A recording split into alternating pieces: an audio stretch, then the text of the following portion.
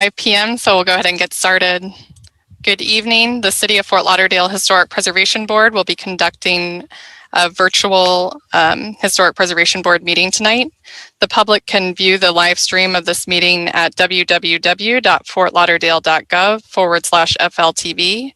Any member of the public that is interested in speaking before the HPB virtually is required to complete a virtual speaker card on the city's website at www.fortlauderdale.gov/government/HPB.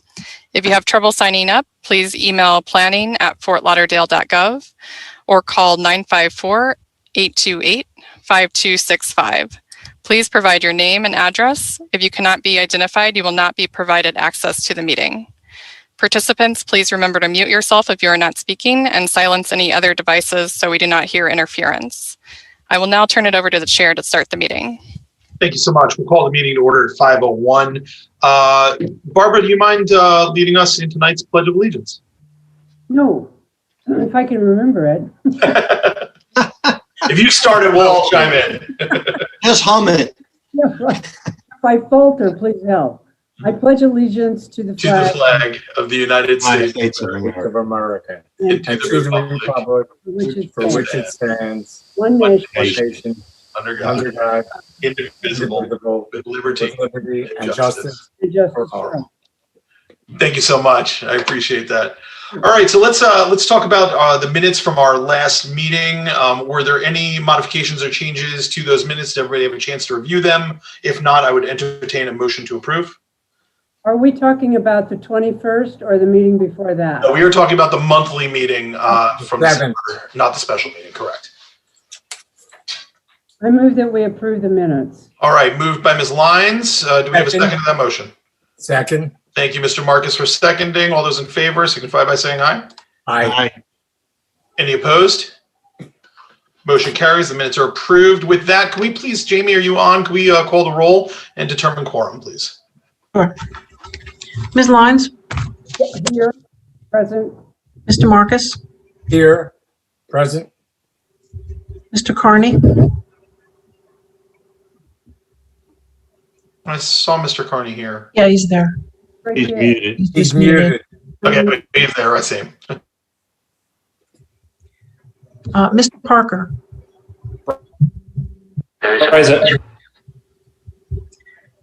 Mr. Rosa? Here. Ms. Cesara? She's muted. I see she's there too. Mr. Chavon? Here. And Chair Blank? Present. You have the call. Thank you so much. Appreciate that. Let's see. We'll skip the public sign at this point. If there are any members of the public that need to be or plan to address the board this evening, please make sure to sign in if you haven't already, so that we could swear you in at the appropriate time. Let me, I guess, start. I guess we won't skip that at this time. I don't know. Let me see. Do we have, Yvonne, do we have anybody who's signed up to address the board this evening on either? I guess it would really be on the second item. No one has signed up to speak tonight. All right, wonderful. Thank you. Then we'll skip that for now. If anybody does pop in, we'll address it at that time. Ms. Crush, I see that you are present as for the first item on the agenda, and my understanding is that you are asking for a deferral on this matter? Yes, Mr. Chair. Board members, Courtney Crush on behalf of the property owner. If the board would be so kind as to consider deferring this item to your February 1st agenda, we'd appreciate the time to continue to work with Ms. Logan and return to you. Thank you. Good evening, Ms. Crush, and Happy New Year to you. Happy New Year. Board members, I don't know your philosophy or your thoughts on this specific item. Of course, I'm always in favor of an applicant working with staff to try to reach a resolution to any of their applications. So if you all feel the same, I'd entertain a motion to defer this to the February 1st agenda, unless there's some opposition that we need to discuss. I make a motion to defer it. Moved by Mr. Chavon. Thank you so much. Is there a second? I'll second. Seconded by, was that Mr. Rosa? Yes, it was.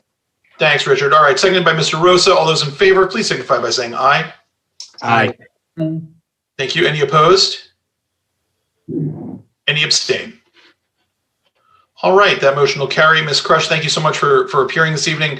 That matter will be postponed until the February 1st agenda.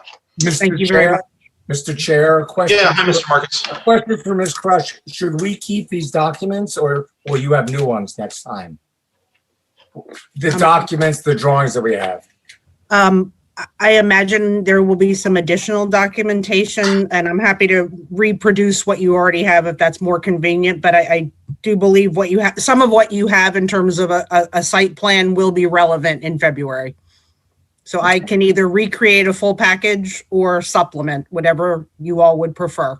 Why don't I recommend that everybody hold on to what you've got, and then Courtney, if it's just a couple of pages or something, then we can just supplement. If it's going to be more substantial, then you can reproduce. That sound good?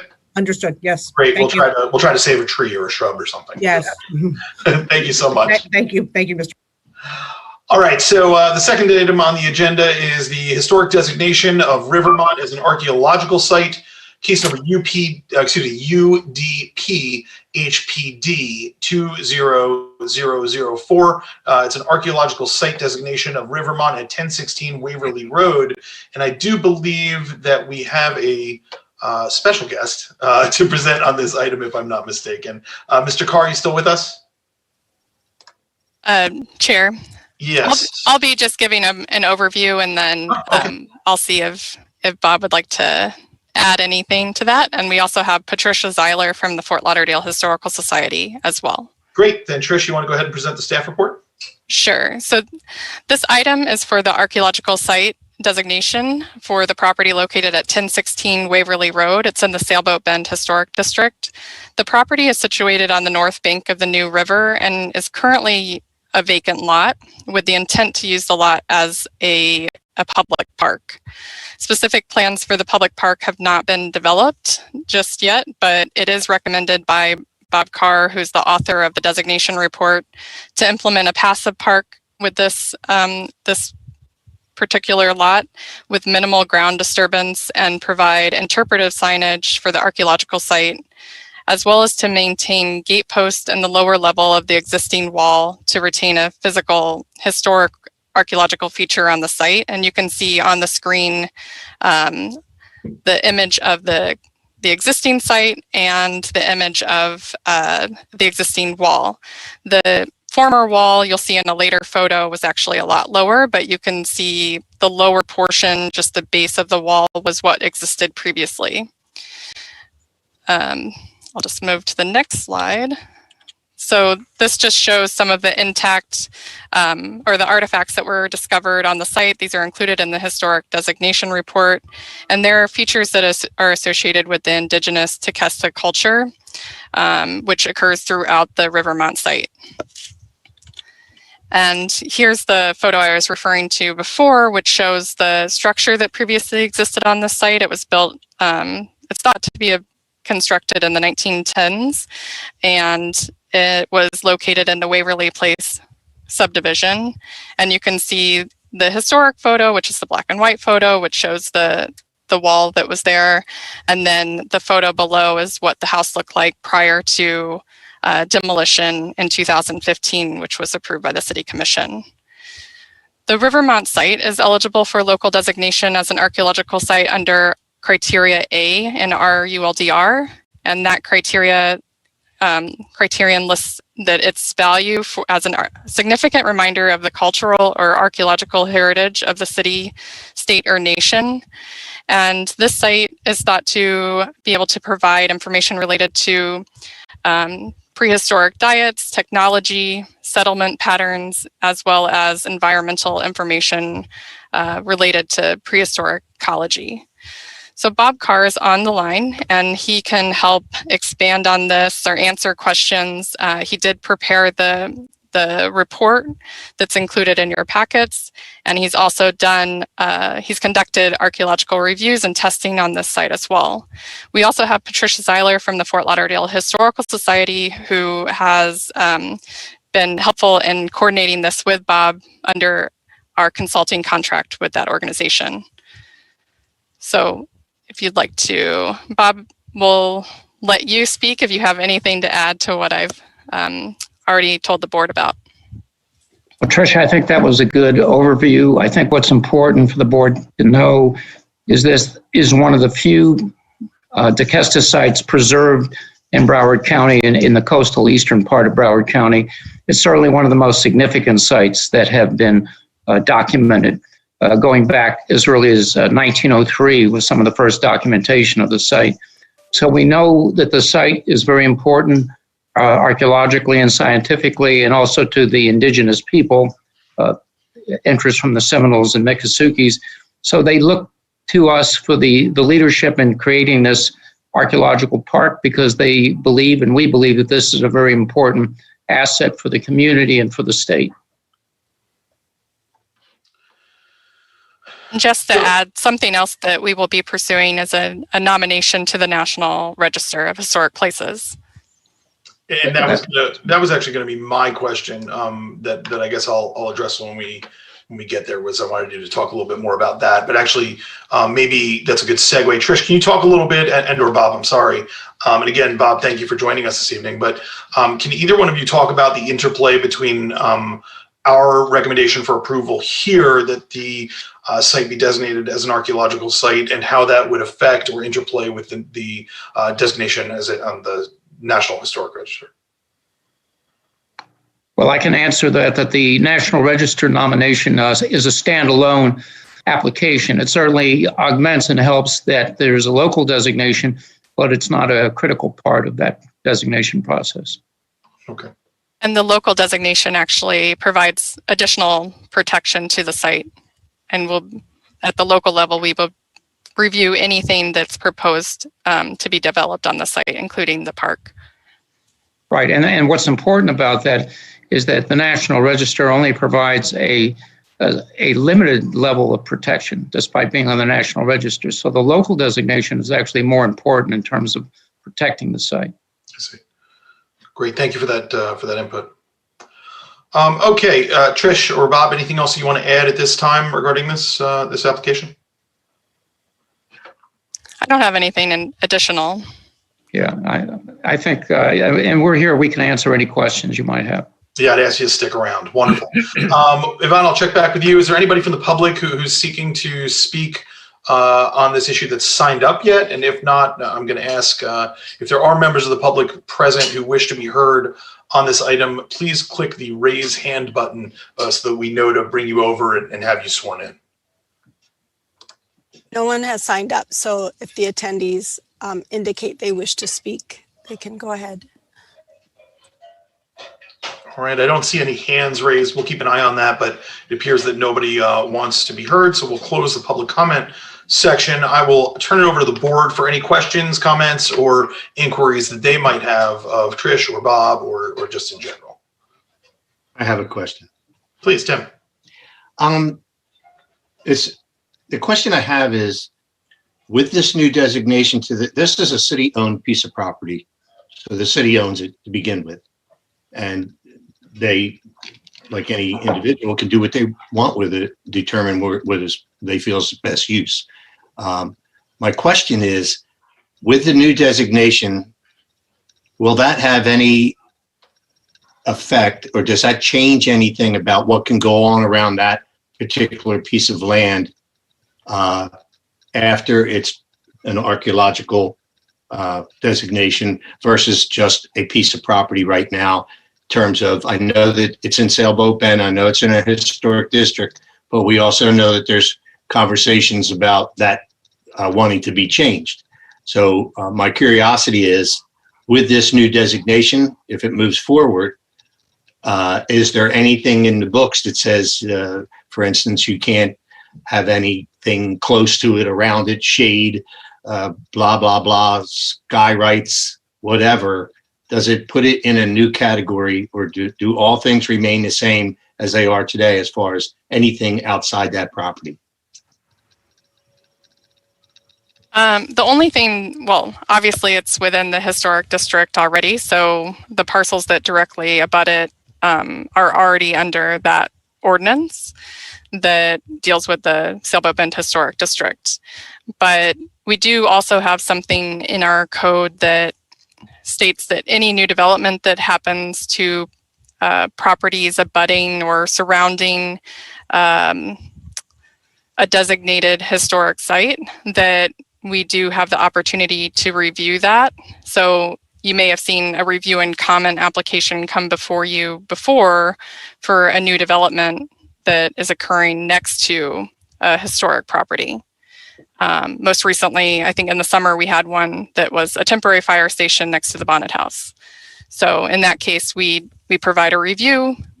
We provide comments about archaeology as well as historic structures and any impacts that may occur to that historic property. Okay, but there's nothing so clearly stated that it disallows absolutely A, B, C, or D. I was just curious if it put that property unto itself is one thing, but if it put the property around it in some new definition for whatever. And that's my Not the property around it. Trish, and just correct me, yeah, my understanding is that it would not unless it was eventually deemed that the archaeological site, so to speak, or the importance of the archaeological site spilled over into those other properties. Would that be a correct understanding? Well, right now, we would just be designating the parcel at 1016 Waverly Road. So that would be what we would be able to review under our purview. Okay. Anything beyond that, we can comment on if it's a new development and goes through our development review committee. But other than that, we don't have. That answers my question. Okay. Okay.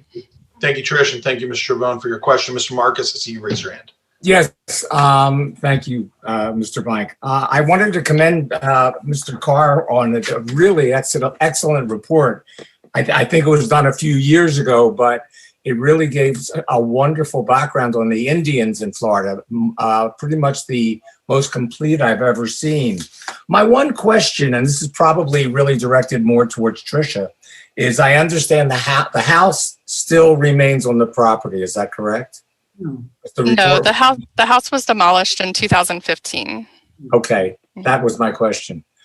So right now there are no plans as to what kind of interpretive display would be built in the park. Is that correct? Correct. Not at this time. We don't have any specific plans. The parcel was purchased through a parks bond, and so it will be used as a park, but that's, okay. It's a process that it's going through. And my only other concern, and I always have this concern with any city park, is that I've always felt, maybe I've grown up in much more dense cities, but to have someone or something with eyes on the park. And I know there's a lot of neighbors around, so maybe that will do that. But I guess it's security. That's all. But I guess that will come with whatever plans are formulated later on. So right now, it's just planned to be preserved in its natural state. Is that correct? Well, as a public park, there would be some plans developed to provide access, but as of right now, we haven't seen anything. We haven't received an application or plans that would show what would be developed there as far as any signage or any pathways or additional landscaping or anything of that nature. But any of these plans would have to come back to this board for review. If they're constructing something on the site, it would have to come back to this Okay. board. Yeah. Thank you. Right now, the walls that you talk about that prevent one from actually looking at this property from the street, that wall will remain until you move to develop it as a public park, and at that point you'll provide egress for the public? I'm not entirely sure just how it will be developed into a park just yet. I haven't been provided any information as far as what the plans are, and I'm not sure if they've even started developing those just yet. Well, I know I walk by that property Yeah. 2 times a week, and you cannot see it. Correct. And it would be nice to see it. But I know Yeah. you can't roll down because it's a historic piece, so it's a chicken egg. Right. Yeah. Got it. Any other comments or questions from the board to either Ms. Logan or Mr. Carr? All right, so hearing none, and I'm just going to look back to the public. Actually, Ms. Zeiler, you're also here on behalf of this application. Is there anything that you'd like to address the board regarding this matter? I apologize for not coming to you sooner. No, Bob's really stated it all. Just that the site itself is so incredibly historically significant, and does engage us. Give us an opportunity to engage the First Nation people of the Seminole and Miccosukee tribes to support it as well. All right. Well, thank you so much. We appreciate you being here this evening. Okay, so with that, if there are no other comments or questions from the board, I would entertain a motion to approve the application for recommendation as a historic designation as an archaeological site. I will move to approve I guess I have to read the language. I don't have it with me. Please. Move to approve this tell me what to say. Right. I move to recommend approval of the request for the archaeological site designation of Rivermont located at 1016 Waverly Road to the City Commission under case number UDP HPD 20004 based on the finding that this request meets criteria as outlined in 472411C7 of the ULDR. Mr. Marcus, that's what you meant to say, right? That's exactly what I wanted to say. That was perfect. Good evening, Ms. Wallen. Good to hear you. Good evening. All right. Well, Mr. Marcus, having made such a motion, is there a second? I second. I have seconded by Ms. Cesara. Thank you so much. I saw Ms. Lyons also raising her hand, but Ms. Cesara spoke up and got through first, so she shall be the second on this item. All right. Any discussion on the motion? Hearing none, we'll do this as a voice vote. All those in favor, please signify by saying aye. Aye. Aye. Any opposed? Any abstentions? All right, the motion carries unanimously. Wonderful. That will be approved for that recommendation. Thank you so much, Mr. Carr, again, and everybody else, Ms. Zeiler, for joining us, and Trish, as always, for a wonderful staff report. All right, so that's going to address the items that we have on our agenda for today. The next would be any communications to the City Commission that we need to make at this time that anybody's recommending? I have one. Go. I'm sorry, Tim. What was that? I have just a comment, and Sure. I won't take up everybody's time from the meeting that we had on December 21st. And out of that meeting, so many concerns came on the designation for Sailboat Bend. It is a very long conversation, and I'm not necessarily taking any sides on what was discussed that night, but I think it's extremely important for this board to consider recommendation to the city that at least some notification to a potential landowner, buyer of a home anywhere that's designated needs to happen. No one should be able to buy a piece of property and find out after they purchase it that it has a historic designation. And I personally do not believe it's their onus, buyer beware, to find out on their own. These are unique and different circumstances. They're not normal. They're unordinary. It doesn't take anything away from their importance, but I think in fairness and fairness to the city and this board, we have so many people come up to us that seem to be blindsided with their responsibility, with the challenge, with the economic impact, and the understanding to embrace historic preservation and to maintain it. So with that being said, there has to be some sort of vehicle somewhere in this country, in another city, that's being practiced, that when John and Jane Doe go in to buy a piece of property, residential or commercial, whether it's in the title search or it's in the water bill or it's in the property tax column, somebody somewhere needs to let those people know before they spend their first dollar what they're getting into. It's only fair. So Tim, actually, let me process more successful. Tim, let me follow up on that real quick, and I'm sorry, Ms. Lyons, just real quick.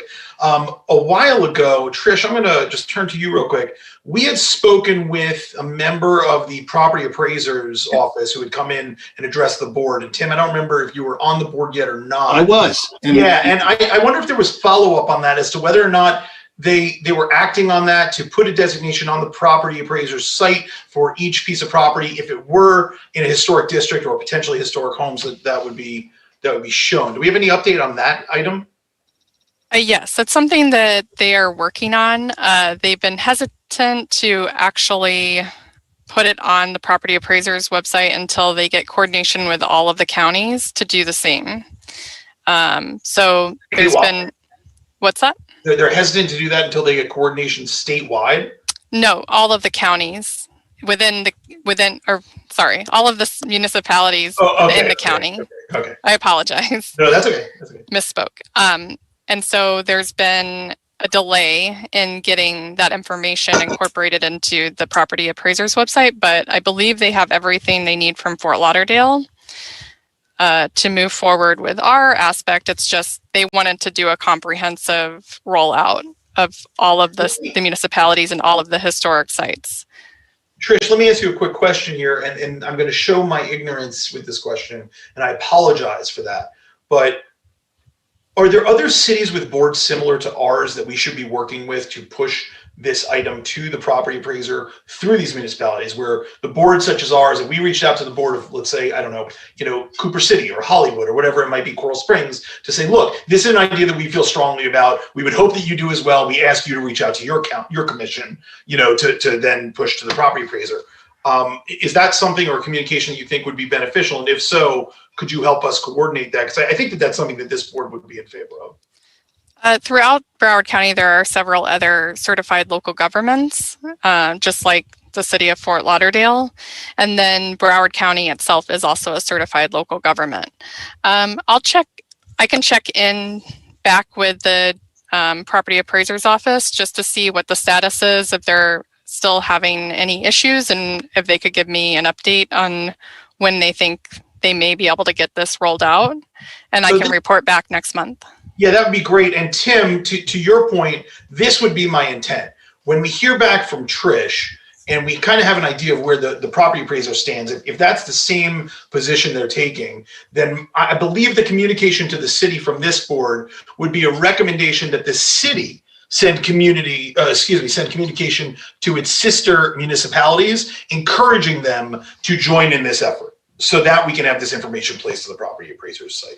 That would be kind of my thought of a timeline on this issue. Ms. Lyons, I see you have a comment or a question. Well, I just wanted to say that I obtained a real estate license after I got to Florida, and I ultimately, finally, after about 5 years, didn't renew it. I basically got it so that I could come to understand the nature of the property that was available and the issues dealing with real estate in South Florida, because my husband and I had moved here from New Mexico and didn't know anything about it. And part of the real estate course is that a buyer working with a real estate agent has to do full disclosure about a piece of property. And it's within, the realm of the real estate agent to disclose to prospective buyers the status of the property as being in an historic area. And of course, we can't guarantee that all real estate agents will do that, but that should be part of the process of buying a piece of property. Of course, people can buy property independently of realtors, but it is, part of the disclosure, qualification of a real estate agent to reveal to a prospective buyer and of the seller to disclose that information too, that the person is buying an historic property. Yeah, and that's a great point, Barbara, because that's, that to me is, you bring up the key distinction that I think leads to most of the problems. It's the difference between a person working with a licensed realtor to purchase a piece of property versus somebody possibly doing an independent sale who might not get those disclosures or do that. And Tim, I think that's where the question of where does the onus lie, right, to get that information, really rears its ugly head, is if you are working with a licensed realtor, the onus is on that realtor to disclose to their client whether or not there's this designation. But if you're an independent seller, then the questions arise, do you have an obligation to disclose that to the buyer? I don't know. But I think that what our goal should be is to make this information as readily apparent to the everyday looker, so that at least they can be aware if they're looking in a neighborhood, if they're looking to buy a property, whatever it might be. And that kind of, I think, is the safest and best way to accomplish our goal of making our citizens knowledgeable without, placing overburdened, requirements here. Mr. Marcus, is your hand raised? I'm sorry, wait, 1 minute, Mr. Marcus. I'm sorry, Ms. Lyons wasn't done. I apologize. I thought it is a problem because of the many people who spoke as public representatives at the meeting last time. A number of them indicated that their real estate agent hadn't told them that it was an historic area. So it is a lacuna that we have to figure out. Yeah, and I think that we can certainly have a hand in trying to assist in getting that information out there. Of course, just as a general comment, I would say that if anybody ever has an issue with a licensed individual with any of their job performance, they should report them to the appropriate board. Don't even know they can do that. Yeah, but of course, Jason, I don't know the legalities of real estate licensing and sales and all that, but I believe a title search when you do buy a piece of property tells you if there's a lien on your property, if you're buying something that's got a problem. So I don't know. This is just me thinking out of the box. If a property becomes designated historic and the city literally puts a $100 lien on that property as a purse, so to speak, we could call it, for fines, etc. If you go outside the requirements, that would come up in a title search that there was a red flag that's attached to historic preservation. And in closing, I just want to say, listen, my intent is to make the process easier, better, fairer, improve it. I don't want to throw it out. I'm all for it. We all know that I have a position on ownership should be involved from square one. But I think in all fairness, this board and the city of Fort Lauderdale will be way more successful in the maintenance of designated properties when all these little misunderstandings get a little bit more organized so that there are no surprises. And then we can, if we have somebody come up and say, I don't know any better, I didn't know, we have an answer for them to say, you bought the property, you went through the process informed you, you're incorrect in your complaint. So right now there's a very big, broad area where someone can say, I had no idea. So I'm trying to eliminate that, or at least reduce it to the point where we can all achieve our goal of responsible, ethical, historic designation of property in our city. Thank you, Mr. Marcus.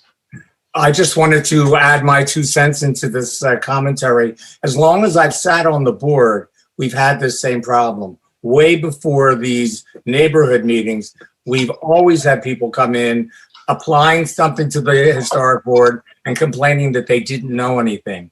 So I don't know if people don't know anything or they're choosing to ignore it. But I do agree with Tim that as many different avenues as we can go down to inform people beforehand, I think would be helpful. We did try the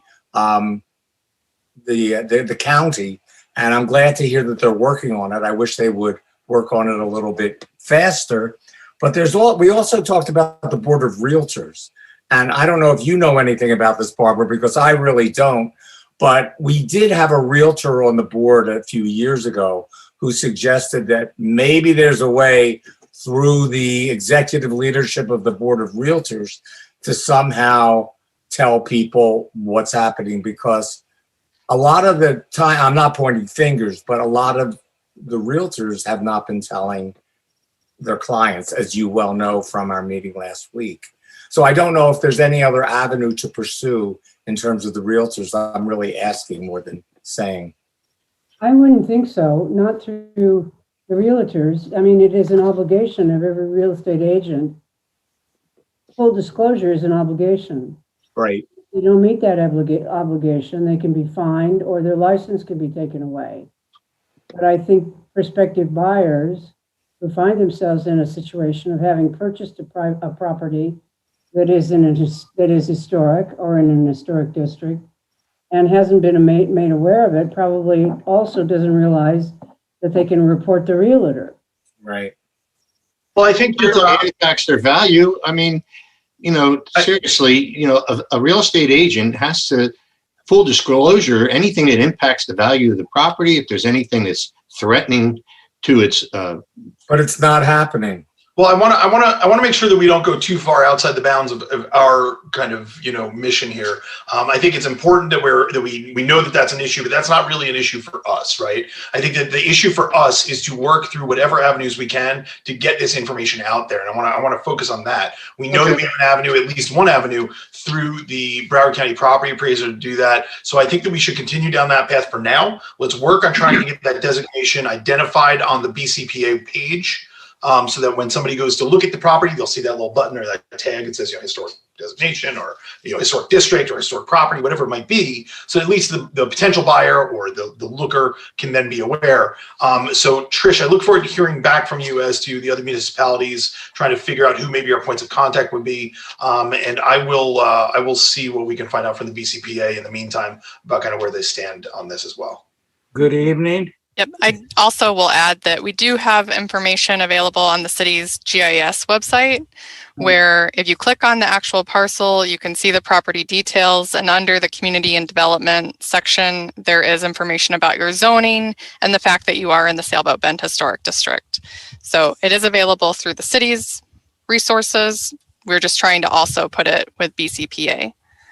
Right. Thank you, Ms. Logan. We'll go Good evening. We're going to go to Mr. Parker. Good to see you, Dave, and then we'll come back to you, Mr. Marcus. Dave? Okay. Since you were in this area, I of course told you I was out of town and so forth. I was getting off the plane and I heard a little bit because Steve had called me and so forth, and I said I couldn't because I was being picked up by family and going. I had another 45-minute ride. So anyway, but I've heard plenty in the neighborhood, your session and so forth. And let me just tell you a little bit. In the past, as we've worked with this same topic, and there are people who are in this neighborhood and were informed, but they tend to have a very short memory, or I don't know what it is, but I do feel we need to continue to work with, make certain that the realtors and some system is available so that people will not be, in the sense, blindsided. Okay, thank you. Thank you, Mr. Parker. Let's bring it back to Mr. Marcus. Yes, just two quick comments. One, I know we said we really hit a dead end with the Board of Realtors, but would it make any sense for a letter from our board to the board just to tell them of the issues we're having and to see what we can do? I don't know. I would think that that's probably outside our purview because we are hearing complaints about this, but we don't have any direct knowledge of it. And really, I don't think that's. And then one other suggestion. As Dave Parker was speaking, I was thinking of the Sailboat Bend neighborhood, ironically.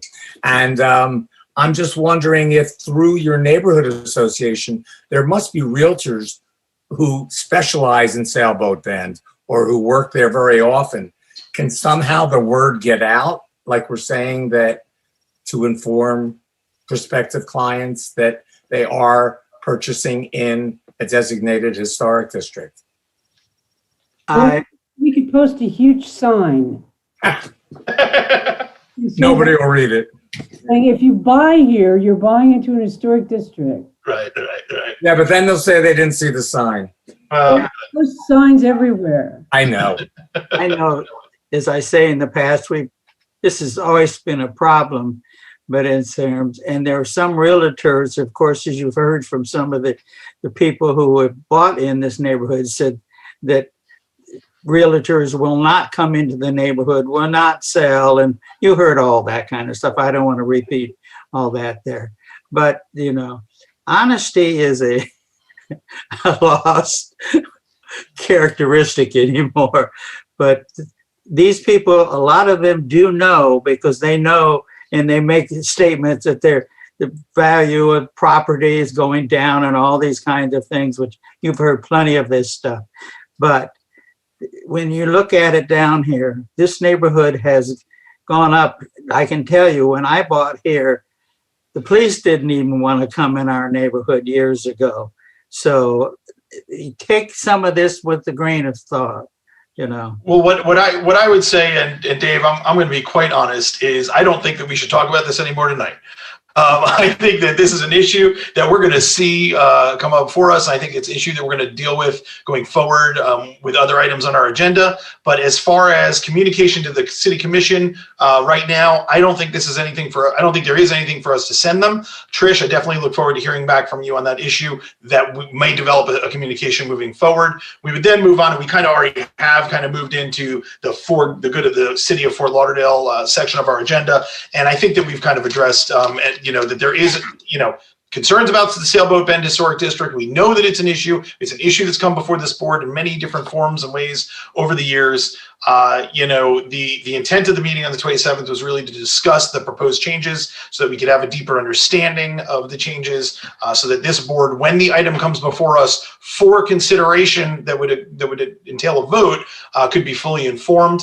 I know that discussion broadened on the 27th to many other issues and concerns of members of the community as well as the board, and I think that that's going to take us to other conversations in the future, and potentially motions and movements by either the board or certain commissioners or members of the community. So I think we'll address those as they come, but what I don't want to do is get ahead of ourselves. I think that it's good to have knowledge that these issues exist in the community, but I don't want to get ahead of ourselves and start taking action before there's anything to take action on formally. I wanted to follow up on that, Jason, because I was sort of blindsided by the opposition to having, I was blindsided last meeting on the 21st, because I thought the meeting was about the regulations, not about whether or not Sailboat Bend should be an historic district. And most of the meeting was spent with people talking of their, aggravation about the historic designation.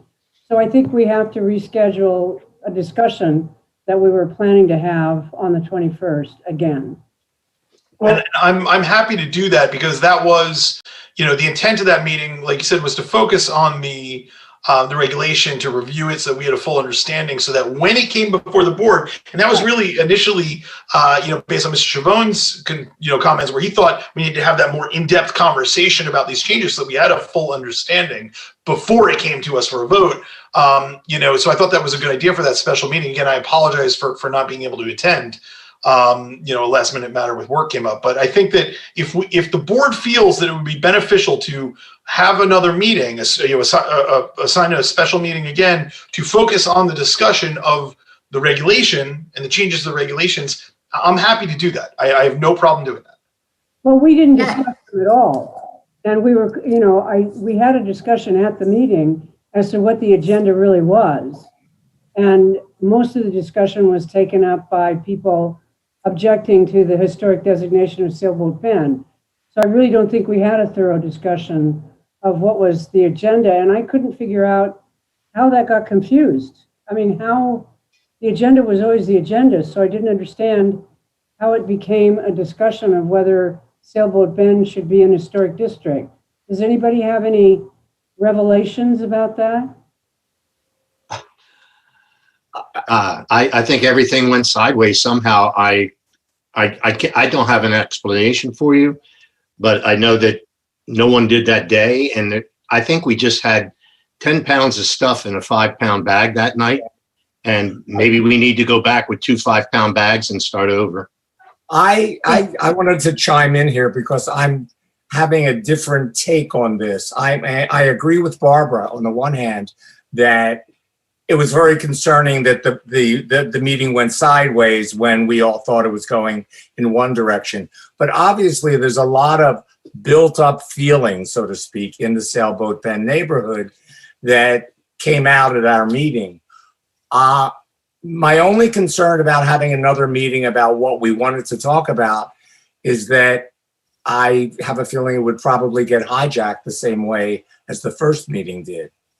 Yes, Mr. Chair, if I could interject, that's exactly what I was going to say, that legally you can't stop anybody from coming and talking about whatever they want to talk about. So when Sailboat Bend comes up, this has happened before. When it comes up, that's generally what will happen. And so my only, suggestion is just be aware that we can't stop them from saying whatever they want, and they may come and say the same thing again. So the board, just needs to be aware of that. That's all. And the one other thing I wanted to say is that now I'm losing my trends of thought. I'm sorry. Go ahead. I'll come back to you. No, that's fine. Yeah, when you remember, just let me know. Would you be able to establish a protocol in which the item on the agenda is discussed before we hear all the public talk about? Yeah, I mean, I think Barbara, that my intent and what I think that what I think we would do is at the next meeting we would set the agenda to discuss the proposed modifications to the ordinance or to the code. And regulations. We would again get, whatever additional presentation from Trish, maybe the board feels, or if the board had specific questions for Trish on the changes after her presentation at the last meeting, and obviously the materials being presented. Let's have that conversation, and then much like we do here, we could then open it up to the public. And, Sherry, you're right. We can't stop the members of the public from voicing their opinion, but of course I would encourage them to focus their opinion, their comments on the item for the agenda that evening, and to limit their comments to that. This is the meeting would not be a conversation on the rescission of any historic districts. The meeting and the intent of the meeting would be to discuss the proposed modifications so that the board could be informed. At the time the item comes before us. But Jason, as we said before, as Sherry said before, how can you stop somebody? You can't. Speaking off subject, so to speak. You can't. You can't. You can encourage them not to, right? You can encourage them to stay focused. And as a board, we would have to acknowledge that our communication, we would have to understand and hopefully agree that our communication would be limited to discussion about the amendments so that we're not wasting each other's time or the public's time, or the time of staff, because the purpose of the meeting is for informational purposes for us. Right. I also thought that at our last meeting, it was very one-sided. I wanted to hear the other side of the neighborhood, which we really never got to. Yeah, and I don't know if that's because they don't. I don't know. They might not have thought that this was the proper place to come speak on that issue, right? Since we have Dave Parker here, Dave, what has been the upshot of the meeting in the neighborhood? Has there been anything happening? We have a group of individuals here that want to dismiss the labeling, of course, and many of the ones that participated years ago and during the years to keep the designation are getting older, myself included, and are backing away from it. And in the last couple of years, we've had an administration that was very intent on changing the designation. There have been fights within the community, and they have not been pleasant. They have been name calling. It's been very ugly. And some of the people that are older and have been in this community and see the changes and are welcoming, changes, but don't want to lose the designation, have really gone away from the civic association. There was a new civic association being voted on. Matter of fact, today is the last voting time for them to get new officers. The person who took over last year when the president walked out of the organization did a nice job, but also is not continuing on. So it's a big, let's say, I can't say a mess, but a big challenge. Okay. So I think that this is, and going back to my statement earlier that I don't want to get ahead of ourselves. I do not intend to address an issue that's not before this board. And the rescission of the historic designation for the Sailboat Bend Historic District is not before this board. There has not been a motion to do so. There's not been an application for the rescission. So I will quite frankly say that is not something that this board will be taking up until it comes before us formally. However, we have been presented with the proposed modifications to to the ordinance and to the code, as well as information regarding the survey. So what, and I think it's important that we recognize there's information that the board members want pertaining to that, so that when it does come before us for a vote or on a recommendation or whatever it might be, we're fully informed. I do not believe at this time that another meeting is going to be beneficial. But what I do believe would be beneficial is the following. I'm going to ask any board members who have specific questions, as broad as they may be, or as many as they may be in number, to present those via email to Trish. I want Trish to please answer the email or answer the questions proposed in writing and circulate her response, including the initial question, to all board members, so that we can all see the questions of our other board members, of our fellow board members, as well as the responses from Trish. Many of us may have the same questions. Trish, feel free to put them together in one response. But that way we have a public record to the whole board of the questions and answers. As well as, for informational purposes, we see those questions and answers, each of us as board members, while trying to avoid, potentially a long meeting that really does not address the issue before the board. And that's going to be my recommendation and suggestion to the board. I just suggest one tweak to that, if we could, with the question and answer. The issue is, because this is going to be before the board on a motion eventually, it would be a sunshine law issue. So I would just suggest that Tricia address those answers at the board meeting versus circulating an email, just because it's going to be by a motion eventually before the board. But wait, Sherry and Barbara, I know I see you there. Just give me 1 second. Sherry, I don't understand how that's sunshine. If the question is directed to a staff member and the staff member then sends the response to all members of the board, are you saying that's sunshine because the public would not have access to that? Wouldn't that email then be public record?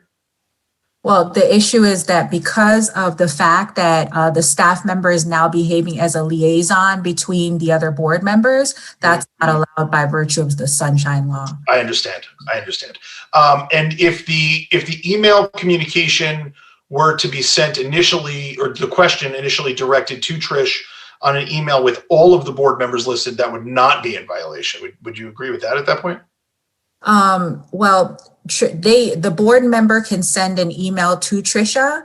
However, because of the fact that this is going to be an item that will be, the board will take action on, you're not supposed to essentially have a meeting outside of a meeting. So Tricia would have to respond at the meeting. Okay, so here's what I'm going to ask the board members, and Barbara, I promise I'm going to give you your time. Just give me 2 seconds. Then I'm going to modify the request, and what I think I would do is ask the board to submit all questions to Trish on this issue prior to January 27th, which if I remember correctly is a Friday. I'm sorry, that'd be 29th. Prior to our next meeting is going to be February 1st. So let's do prior to January 22nd. That would give Trish approximately a full week to formulate her responses to be presented to the board on January 1st. And then Trish, any questions that you receive and any responses, I would ask for you to present to the board on February 1st at our meeting, and that will be placed on our agenda or addressed in the For the Good of the City section. Barbara, sorry. Well, considering what Sherry is, the input from Sherry, as well as your suggestions, it seems to me to put a lot of work onto Trish to be answering, to have to deal with all these written questions. Is there any way we can structure a meeting in which we could discuss these issues as a priority? And that would be the first part of our meeting, part A of the agenda. And then part B of the agenda would be anybody from the outside who wanted to comment. But during part A of the meeting, we would be able to discuss these regulations, and we would be able to exchange ideas together as we're exchanging them now, rather than through a series of emails, which puts a burden on Trish. That's why she gets paid the big bucks. No, I'm just kidding. But no, I'm joking. Sherry, I'm sorry, Barbara, I didn't mean to. I think it's much more direct to have another meeting if we could structure it so that the first part of the meeting would be the discussion of what was on the agenda for the meeting on the 21st. And have. Sherry, let me ask you, let me just ask you this. Could I finish? Yeah, I'm sorry.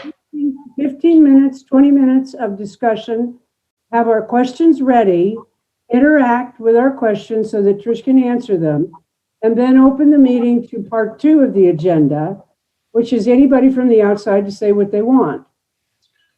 So Sherry, let me ask you, if we address during the For the Good of the City section of our agenda with Trish, our questions on this issue, is there a requirement that we have public comment since there's no motion before the board? Well, the thing is, you're not necessarily doing a motion, but the issue is that the public will probably believe that they didn't have an opportunity to make comments on the ordinance. And so my suggestion would be to allow the public to speak, but with what you said about trying to encourage them to stay to the issues, but that.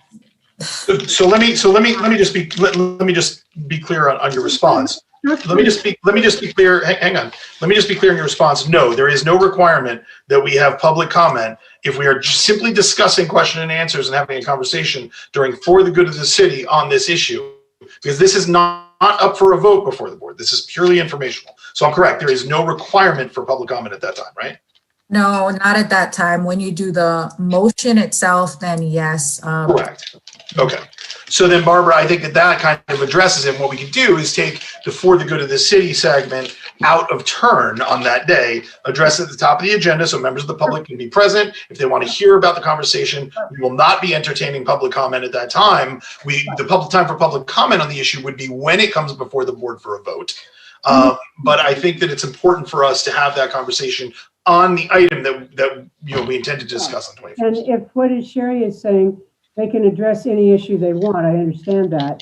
But if we can encourage them to address the issues of the regulations and the differences, and then we would be familiar with them and we would be able to respond. I realize you can't control, their comments, but if they could be encouraged to address the issue on the agenda, it would be great. So then, in light of that, would everybody be favorable to placing another discussion of the proposed modifications or proposed survey modifications on the February 1 agenda under the For the Good of the City section to be discussed out of turn? Again, I want to be clear, I would not be taking public comment on that issue. This is just for discussion, for the board really to get information. The time for public comment will come later when it comes before the board for a vote. And then we can have a full flushed out conversation with the public. Again, I want to make sure that our board is informed. Arthur? Yes. At the last meeting on the 21st, it was a discussion item, which we discussed as well as we could, and then we moved on. So what would be our reason for bringing it back? We didn't discuss it, Arthur. Okay, just discuss it further. We got completely sidelined. We did. Regulations, we didn't talk about them. We didn't review them. I know that Trish gave an excellent presentation, but we didn't discuss them as board members because we were and we even had a discussion among ourselves as to what the agenda item was. Right. And at that point, Sherry informed us that no matter what the agenda item was, we needed to listen to the people commenting on what they wanted to comment. And they weren't commenting on those regulations. Okay. They were commenting on their complaints about the historic designation of Sailboat Bend. So for me, it would be very useful to have a 15-minute discussion of the item that was on the agenda for the 21st, that we limit it to 15 or 20 minutes. We come prepared with our questions, and exactly as Jason has proposed, with the structure of the meeting reversed. And then if the public wants to come in, fine. So here's what I'm going to do. We're going to keep the For the Good of the City on February 1st agenda as item number 6, with the understanding that I'll be calling that out of turn. But with that being said, I'd entertain a motion to place the discussion of the proposed Sailboat Bend Historic District updates on the February 1 agenda under the For the Good of the City section of the agenda. Is there such a motion being made? I'll make that motion. Moved by Ms. Lyons. Is there a second? I'll second it. All right, seconded by Mr. Chavone. Any discussion on the motion? I think it's a good idea. I think we need to do, I think everybody's making a good point. and we're getting closer to just a conversation. And, let's not just keep kicking the can down the road on this. Let's try to get some answers. Okay, so then with that, all those in favor, please signify by saying aye. Aye. Aye. Okay, Mr. Carney, I saw your mouth move. Any opposed? Aye. Okay, I hear none. Any abstentions on that? There shouldn't be. Wonderful. That motion will carry. So then that'll be placed on our February 1 agenda under For the Good of the City, with the understanding that I will be taking that out of turn so that we address that at the top of the agenda. Again, I want to be clear, there will not be public comment on that discussion. That's a discussion for the board and the board alone. The time for public comment will be once the matter comes before the board for a vote. I'm making that clear because I know that we have members of the Sailboat Bend Civic Society present, district present with us. And I want to be clear that we can disseminate that there will not be public comment entertained on that day for that item, but we certainly want to hear from the public when appropriate, when the time is appropriate. So we thank them for their continued interest in these items.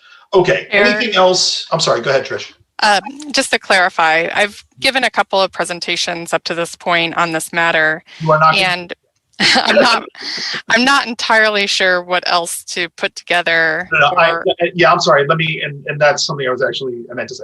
Trish, I do not expect you to present again. What I'm going to ask the board members to do their own due diligence, review the materials again on your own, just to refresh your understanding of what's already been presented, and then have your questions prepared in advance of the meeting so that we know what we want to ask Trish. We can get the answers to our questions and have an efficient and effective conversation between ourselves. One request for Trish, maybe she could resend out the material.